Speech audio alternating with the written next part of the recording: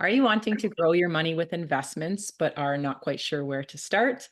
Hello, my friends. Welcome back to Heart-Centered Money Conversations. My name is Laura Plahuta, and this is Kristen Mabee, who's a financial coach here in Ontario. And we are back with another episode all about mutual funds today and investing. And so if you did not catch the last episode that we did and you are in school, that may be one that you would want to catch. It was all about graduating with greater financial freedom. And as always, a little disclaimer for these episodes that these episodes are strictly for education, not for advice. We really just want to empower you with all of the education you need to start making better financial decisions for yourself so that you can create more financial security and feel less stress in your body about finances and really be able to set yourself up and your family to have greater financial security and greater financial freedom moving forward. So thank you so much, Kristen, for being here for another episode. And whenever you're ready, we'll dive right in. Yes. Okay. All about mutual funds. It's one of my favorite things to talk about. So today, really what I want to cover is what the heck is a mutual fund, why to invest in mutual funds, and how to choose the right mutual fund because it's really like endless possibilities.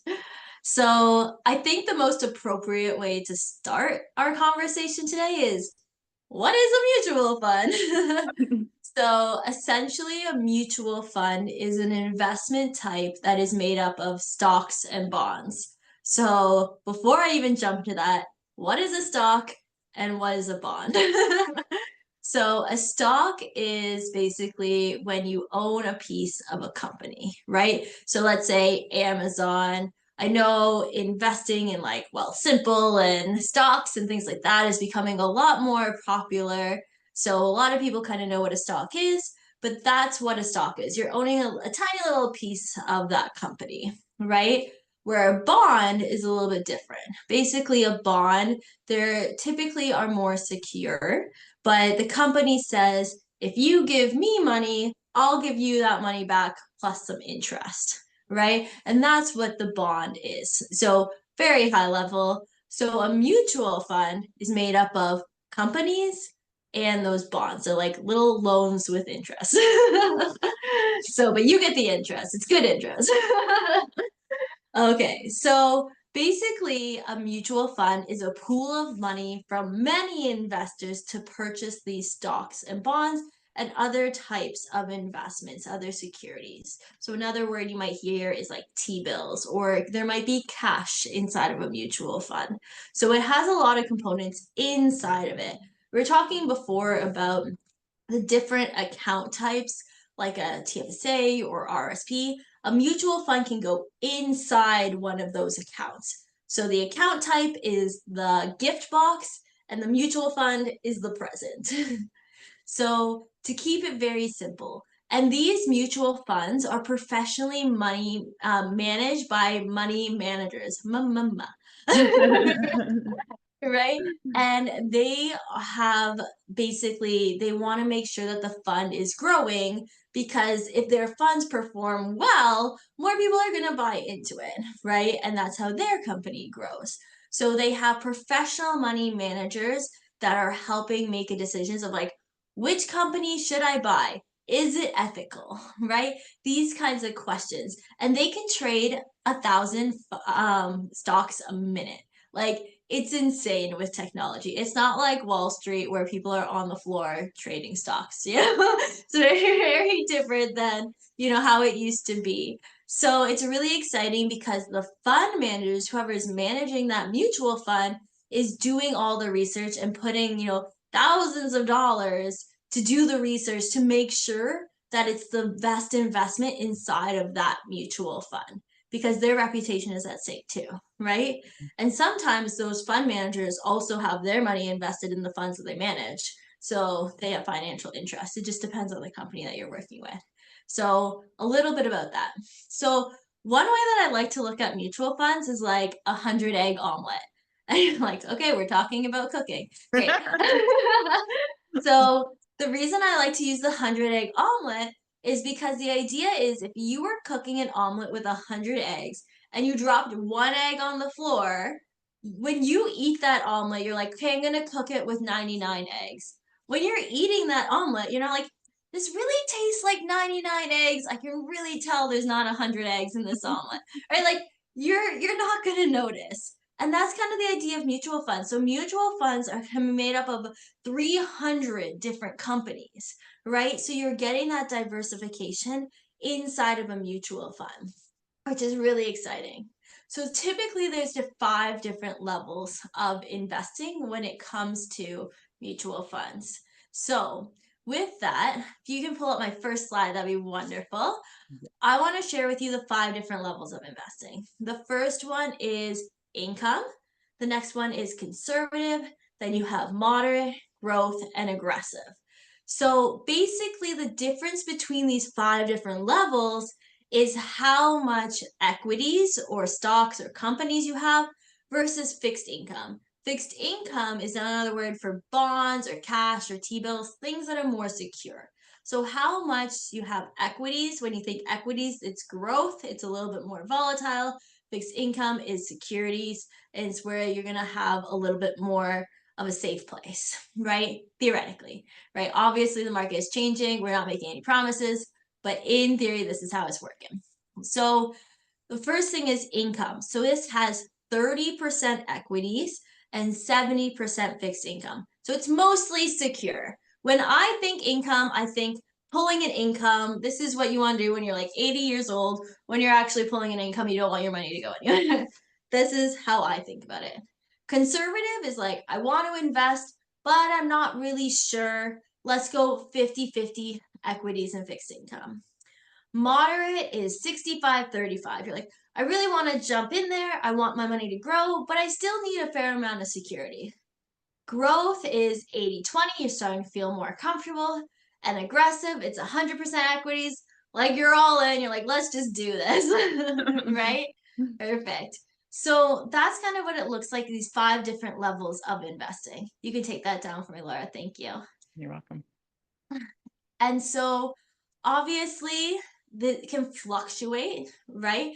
Typically when equities are up, bonds are down, and vice versa. It doesn't always work that way, but as like a majority, right? So the value of the mutual fund can change with the market, right? We know that it can move up and down, but over the last 150 years, it has been in an upward direction, right? So that's where your growth is coming from, is like knowing that long term is going to move up. And that's kind of the idea of a mutual fund. You can look at the S&P 500, for example, and see how has it moved up. Mutual funds follow the market very similar to like the S&P 500, for example. So why should we invest in mutual funds? So these are reasons why I like mutual funds. The first one is having diversification. So basically, to me, diversification doesn't mean I'm going to invest with all these different companies. I'm going to have some of my money at the bank. I'm going to have some with a private investor. I'm going to, do a little bit my own, like, well, simple. That's not diversification. That's just putting your money in different places. Diversification means owning different things. So why mutual funds can be so powerful is because you can own different things inside of the mutual fund. And different mutual funds can own different things as well. Like maybe you have mutual funds that are US based, maybe you have mutual funds that are global based, right? So this is what diversification is actually looking at. So I love it because you can get stocks and bonds, you can get more tech versus more things that are more secure, like companies that sell toilet paper, right? This is what it means, diversification. You have different countries, different industries, like all these different things. So often you get multiple different strategies like within these mutual funds. And again, the fund managers, they're doing all the research to figure it out. You just have to figure out which mutual fund works best for you. We're going to chat around that a little bit as well. But knowing kind of where your goals are, right? So why I like mutual funds too, compared to owning just a few stocks. If you've dabbled in investing, you might be like, I don't really have time to do the research because I know like that's how I am. I just don't have time. Like literally the fun when you talk to portfolio managers, it's insane. They're up at 4 a.m. China just closed. They're checking their markets. They're checking how things went on while they were sleeping. And Mm. then they work till like 7 p.m. They're like constantly on the go. They like, we just don't have that time. Because if it was like something you wanted to do, it would be a full-time job and you would just be a money manager. Yeah. Not even just time, like also like the interest in doing it, Yeah. as well as like the expertise. Like I don't even think Right? I know what the heck to look at if I was to go on and try to do research on this stuff. Yeah, you have to spend a lot of time researching what you're investing in because you have to know it's not just like what's hot right now, but what's going to be hot for 20 years, Mhm. right? Like, Mhm. did you buy Amazon 20 years ago or Mhm. whenever Amazon started, right? Like, when, like, it's not about, okay, it's doing really well right now, but then if you don't pull out in time, you could lose a lot of money too, right? It's like knowing these different things and like, it's a lot of pressure on your day-to-day life that you're very busy already, I'm sure. Right? So say you had four different stocks that you were invested in, and one of those stocks didn't do well. Well, you just lost 25% of your portfolio right away. Right? And so that's why stocks can be riskier because you're taking a bet on like individual companies rather than with a mutual fund where you could have 300 different companies. Like I said, typically if one company doesn't do well, you don't really notice too much, right? So when it comes to investing, there's different types of mutual funds in terms of active management and passive management. And so active management is when there's a professional money manager that is putting this time and effort into these mutual funds. You can get mutual funds that are called passive investments. So basically, they follow the stock market and they like move as the stock market moves, right? But you don't really have control over how much of different things you own, right? So passive, typically they cost less, but they can be more risky because things are like things are changing all the time. A lot of the fluctuation in the market is emotional. We have, I don't know what time we're going to post this video, but the election is coming up in the States in November or October, right? And so when that happens, that's going to create a lot of emotion and it's going to affect the market.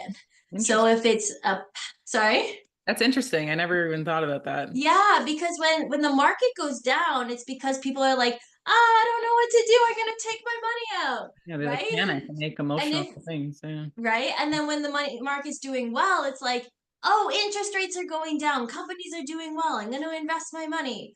But Hmm. if we all just stay level-headed and didn't make emotional investment decisions, then it would just be like, obviously there's still gonna be changes because companies grow and all these different things. But that emotions affect a big part of the fluctuations in the market. Hmm. So passive investments, you're gonna feel this like more of a roller coaster where active, they do what they can to minimize the volatility, right? When it comes to investing. So the other thing about mutual funds is that you can start investing a small amount. So the minimum amount I know for us is $25 a month. So even if you don't have a lot of money, you can probably still scrounge for $25 a month, right? Knowing that it's gonna grow. Like it's literally an investment.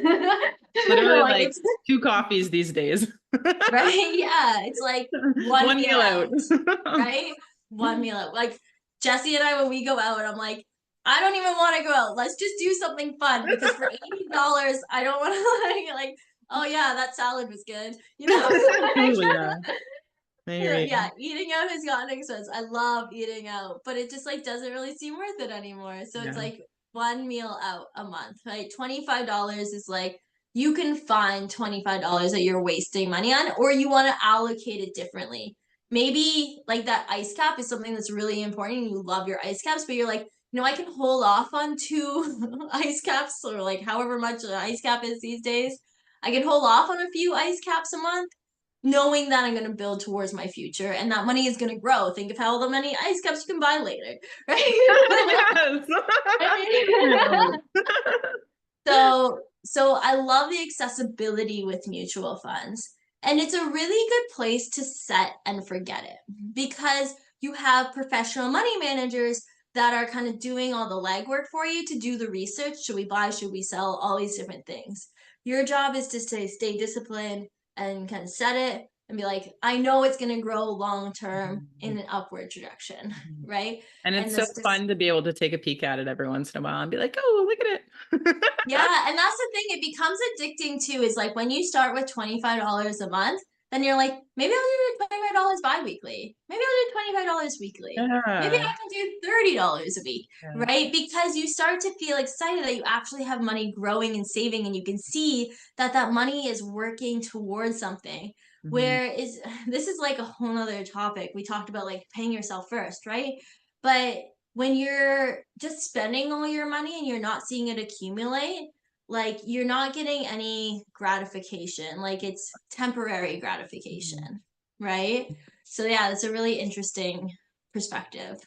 Yeah. So beautiful. Okay. So the next thing that I want to talk about is okay, investing, there's people managing my money. What the heck does it cost? Right? So no matter how you invest, you're going to pay fees of some kind. But in my experience, it doesn't necessarily matter how much fees that you're paying, but how much that you get to keep of the returns, Mhm. right? So let me explain that in a little bit more. But basically, with mutual funds, there's something called a management expense ratio. So it's a percentage that gets paid to the mutual fund company, the dealer. So, say you were working with a private investor, let's use like, I don't know, Sun Life, for example, right? Like Sun Life is the dealer and they're going to invest your money with AGF or McKenzie or Invesco, Fidelity, whoever the fund company is. They're like the middleman, essentially, right? And you're like, well, Kristen, can't I just go straight to the fund company? Unfortunately, it doesn't work that way, right? So the MER, the management expense ratio, some of it gets paid to the dealer, the fund company, and the agent. The other thing to know is that agents can charge up to 5% upfront when you put that money in. So you need to know if you're paying that fee because that could be obviously 5% is a lot, right? So, but what I mean is that all these MERs, management expense ratios, can vary. Sometimes they're really low, like 1%. But are you getting a strong return, right? Why? Like typically when it's a higher management expense ratio, say it's like 2.6%. Maybe you're in more equities, it costs more because they're doing more research, they're putting more into it. But instead of getting 6%, you're getting 12%, Right. right? Maybe you're paying 1% MER, but you're getting 6%. You're like, okay, I get to keep 6%, Hmm. right? But maybe you pay 2.5, you pay more in fees, but then you get 12%. And typically the rates of returns that you see on your statements are net of the fees, just so you know, because not all companies are super transparent when it comes to fees. So it's you want to know what it is net of those fees, what you get to keep, Yeah. right? So typically if an MER is higher, it's a better quality, but you're getting more for your money, essentially. Yeah. And we're going to talk a little bit in a few minutes about the rule of 72 and why it's important to get a stronger return. Cool. So, those are a few things when it comes to the fee portion. So, I think too, Kristen, like even when I hear the word fee, it kind of like my body's like, oh man, like a fee. But I'm like, when you were saying it, I'm like, you're paying for a service. It's yeah, like you're paying for a service for somebody to manage your money, which I think is just so valuable. And it's like so worth yeah, the money that is there. yeah, because if you think about, okay, I'm going to not pay for this service Mm-hmm. and I'm going to do it myself. And then it's like, okay, well, how are you doing it yourself? Mm-hmm. Okay, are you buying stocks? Do you know the risk involved? Are there actually fees to use that app that you're doing it yourself? Even if you're doing it like self-directed through the banks, like there's fees. Mm-hmm. right? Like there's fees no matter where you go. It's just, how much are you actually getting for the growth, And I right? think So I like what you said as well about like being transparent about the fees. I think that's the thing with the banking industry is that there's been so much kind of shadiness where you just get these surprise fees on things or like, and it may be on maybe us for not reading those big long agreements that we have that aren't even English that you can't read. yeah, Like they're the like whole this kind of big in thing is like, font. yeah, exactly. So it's a little bit like complex, the financial thing and legal stuff in general. But Yeah. yeah, it's Yeah. yeah. And like your advisor is legally, like they have to disclose the fees with you. So if you've never heard of an MER before and you have a mutual fund, it's probably a conversation to have, right? Mhm. And that's what I find a lot of times when I talk with people and I'm explaining, this is what the MER is. This is, what it looks like. Are you familiar with how that works? And they're like, I've never heard that term in my life. I'm like, that's a problem. Right? Yeah. So I think it's being more transparent. And like we actually recently changed things. So you're seeing all like so MERs are typically taken off before and they're not shown on the statement. You have to like find out what the percentage is and be like, okay, I know I'm paying 2.5%. Mm. We've recently changed things and like so now for us you actually see it on your statement what the dollar value is, and I love that we're able to be a lot more transparent with our clients to say like this 2.5% is actually costing this much dollars, because if Mm-hmm. you were to buy I don't know like a book, right? If you were to buy a book, you're like, can you take 2.5% of my pay and buy this book?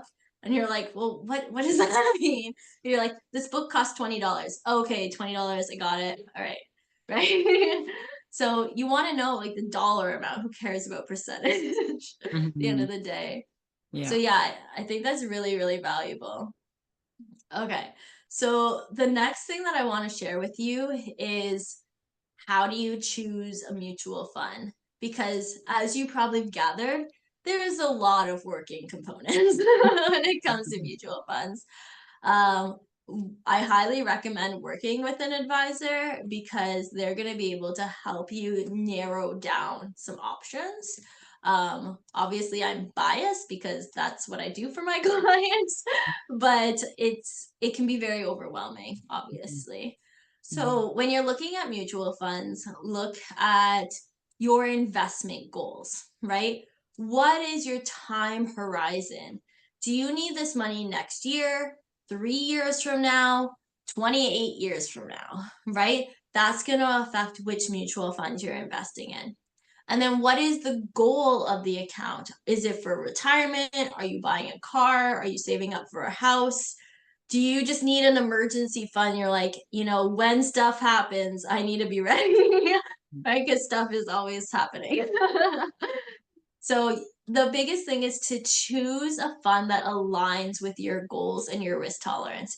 We talked about having mutual funds that are ethical. It's really important. Like Laura and I have strong beliefs. And so we want to make sure our mutual funds align with our personal values as well, right? So, like looking at these different things when you're choosing a mutual fund.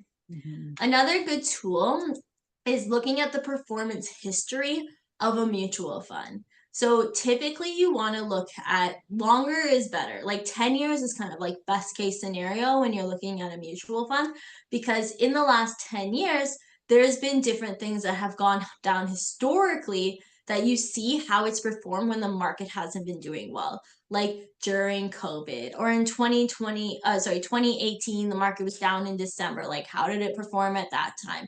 How did it perform when the market is doing well? Because like anybody can throw a dart at a dart board and hit the bullseye off chance, right? It's like, but if you've been performing well for 10 years, those aren't darts. Like, like you know what you're doing.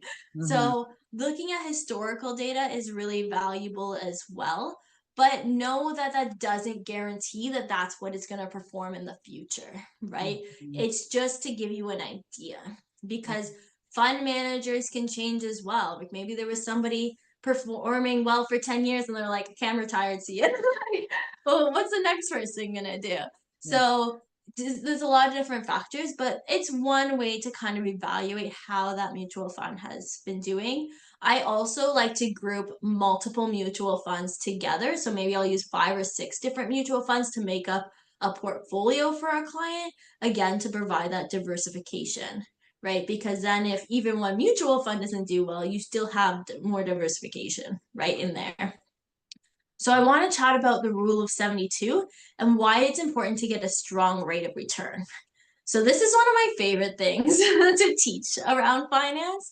Basically, it's like if you could double your money, you would want to know how to do it, right?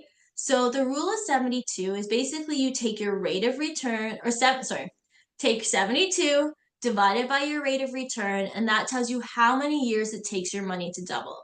So let's look at this chart for a moment. So say you're investing at 4% rate of return, it's going to take 18 years for your money to double. That's a long time. Laura, you give me a loonie today. In 18 years, I'm like, here's your toonie. It was been nice. You're like, yeah. So in a 36-year period, your $10,000 has only doubled 2 times from 20,000 to 40,000, right? At 6% return, your money is now doubling every 12 years. Still a long time, but it's better. But now you have an extra doubling period. So now your 10,000 goes from 20,000, 40,000 to 80,000, right? So it basically doubles the 4% rate of return, which is huge. And then at 12%, if you double the rate of return, you think maybe the outcome should double as well, but it doesn't. So let me show you at 12%, you invest 10,000, but now you have way more doubling periods because your money doubles every 6 years. That's pretty quick. Even if I think about 6 years ago, I'm like, that doesn't seem like that long ago. I think the last 3 years feel like a millisecond. Right? For real. So now you have 1, 2, 3, 4, 5, 6 doubling periods. So at 12%. So now it's 10,000, 20,000, 40, 80, 160, 320, 640, right? It's big. And it's like, it's huge. And this is another reason why it's important to start investing now versus, once I buy a house, once the kids move out, once the da da da da da. Because what if you wait to invest 6 years, you're getting 12%, but you waited 6 years and you only have 30 years to invest. Well, now instead of allowing your money to grow to 640, you're getting 320. That's a huge difference in your retirement plan, Massive. right? So this is why it's important to make sure you're getting a strong rate of return, but make sure it's aligned with your goals.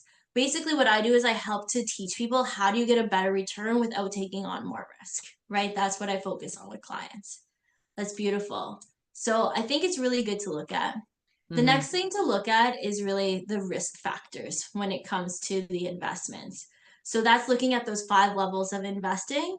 I like to use an analogy of like, say you have a boat in the harbor, right? It's like when you start to go out of the harbor, like the harbor is very calm and you're like, you see all these people on their sailboats just chilling on like a Saturday, right? But once you start to go into the ocean, you're like, oh, it's like wavy, right? It becomes more rocky, right? So when you're thinking about your investments, is like, how much of that waviness, that rockiness of the ocean am I willing to take on? The higher, like if you have income, conservative, moderate growth, and aggressive, the more you get to kind of these more aggressive funds, it's going to be wavier, right? Where more conservative or income funds, it's going to be more like hanging out in the harbor. So these are some of the things you want to look at is like, how would I feel if the market went down, knowing it's going to come back up, right? If my portfolio went down 25%, would I be freaking out, right? If it went down 10%, how would I feel, right? Knowing it's going to come back up. So these are the things to look at. So obviously, markets can fluctuate, as I think we touched on quite a bit. And just knowing like that if you theoretically more bonds mean more security.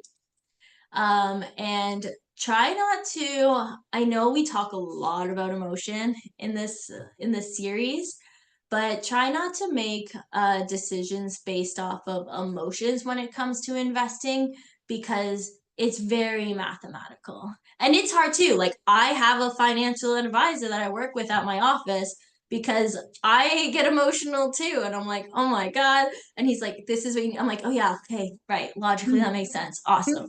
Right. Right.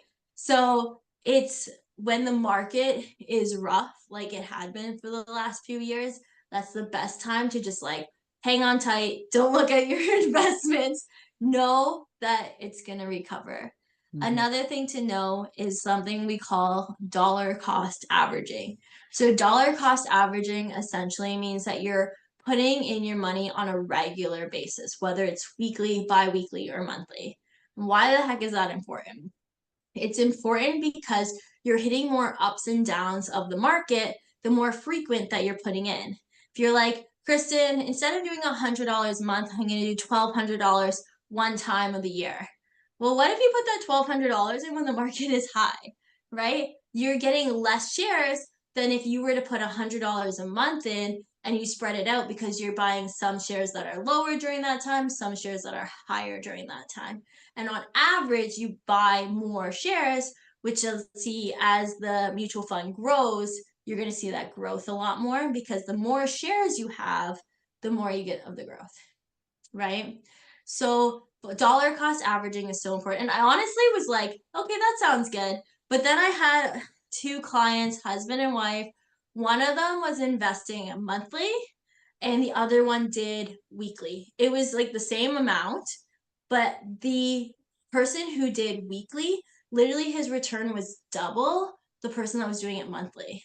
I'm like, oh crap, this stuff works. Right? That's crazy, eh? So it's really interesting. So having the discipline to stay in the market, even if it's rocky, Mhm. doing this dollar cost averaging, making sure that you're buying more frequently if that's aligned, right? We're not giving advice today, but just ideas for you to consider. Mhm. And then, having diversification, right? So these are some of the things to look at when you're dealing with mutual funds. There's obviously a lot more around mutual funds, but I think this gives you a lot of basics around where to start. Mhm. And this kind of answers some of the most questions that I get around mutual funds. So I hope that was helpful. Laura, was there anything that you wanted to touch on today, or is there anything that you're like, Kristen, I wish you talked about this? I don't think so. I mean, the stuff that you went over, it was a great refresher for me as well, to really drill it in. So I remember these things as well. But like always, all of this stuff, sometimes we need to listen to it multiple times before we can actually Or, absorb it. So feel free if you're watching this, like put it aside and then come back to it, watch it again, until you really start like absorbing it, or slow it down where you pause and you like really absorb what Kristen says and then come back to it. I think that's amazing for me to do that anyway. And then if you have any questions, feel free to put them in the comments now and Kristen can come back to them and answer them for you. And even if you want to pause the video, or if you are about your life, it's usually when I get all my questions pop into my head, is I'm like, oh, here's a question I have when I'm driving or something. Feel yeah. free to just like, when you remember, write it down and then come and comment it on here, or just send Kristen or myself, probably Kristen, a direct message either on Instagram. That'd probably be the best place, right? Yeah, at Kristen definitely is my Instagram handle. It's also below in the Yeah, comment description. yeah, that's So perfect. No, yeah, no other things to add besides that. So it's amazing. Thank you so beautiful. much for going over all of that.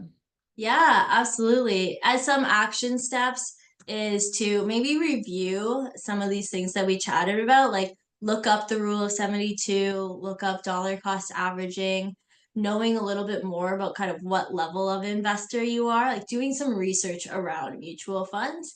And Mhm. then, like Laura said, if you have more questions, feel free to reach out. And if you want like more specific customized solutions, we can definitely like have a conversation around that and see like what makes the most sense for you because it's a lot. It's a lot of information. So Mhm. thank you so much. It's been so great to just share all of this information, and I hope that gives you a good start towards your investing journey if you're just getting started on that. Yeah, thank you so Beautiful. much, Kristen. Thank you. So thank you everyone for joining us. We would love if you can like and subscribe, of course. And if you know somebody who would value from this episode, we love if you could share it with them as well. And just to feel into your heart around your finances. And we'll catch you on the next episode. Take care. Yay. Bye, everybody. Bye. Bye, Kristen.